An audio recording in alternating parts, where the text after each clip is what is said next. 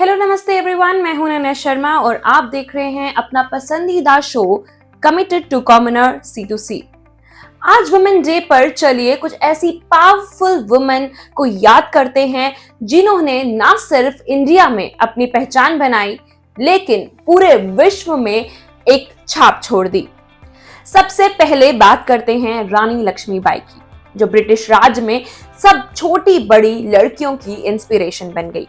1857 के Indian rebellion में उनकी लीडरशिप और ब्रेवरी ने उनको एक आइकन बना दिया। उन्होंने झांसी को ब्रिटिश फोर्सेस से अपनी जान की कीमत में बचाया और ब्रिटिशर्स की बैंड बजा दी। यही रीजन है कि आज भी वो सिंबल है रेजिस्टेंस और वुमेन एम्पावरमेंट की। अगला नाम है सावित्री फुले, इंडिया की पहली फीमेल टीचर। उन्होंने सिर्फ एजुकेशन को प्रमोट नहीं किया बल्कि कास्ट डिस्क्रिमिनेशन के खिलाफ भी लड़ाई लड़ी। उनका काम आज भी गर्ल्स एजुकेशन के लिए एक इंस्पिरेशन है। फिर आती हैं आनंदी गोपाल जोशी। जब सब औरतें सोसाइटी के प्रेशर में घर का सारा काम कर रही थी, घर संभाल रही थी, बच्चे संभाल रही थी, तब आनंदी पहली इंडियन वुमेन थी जिसने वेस्टर्न मेडिसिन की पढ़ाई की यूनाइटेड स्टेट्स से। उसके बाद वो इंडिया की सबसे पहले फीमेल फिजिशियन भी बनी और उन्होंने काफी सारी वुमेन को हेल्थ केयर और साइंस में करियर बनाने के लिए प्रेरित किया। सुचिता कृपालनी, एक ऐसी फ्रीडम फाइटर जो इंडिया की पहली वुमेन चीफ मिनिस्टर बनी। उन्होंने उत्तर प्रदेश की गवर्नमेंट को लीड किया और देश की पॉलिटिकल जर्नी में एक इंपॉर्टेंट रोल प्ले किया। अब हम इंदिरा गांधी को कैसे भूल सकते हैं, जो इंडिया की पहली फीमेल प्राइम मिनिस्टर बनी। उन्होंने अपनी लीडरशिप से इंडिया को काफी स्ट्रांग बनाया और 1971 वॉर में अपनी लीडरशिप से पाकिस्तान के खिलाफ बांग्लादेश को जन्म दिया। उनकी लेगेसी आज भी लीडर्स को इंस्पायर करती है।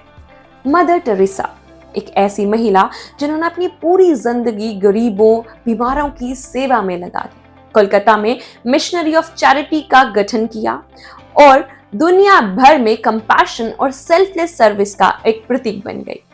1979 में उन्हें इस बात पर नोबेल पीस प्राइज भी मिला।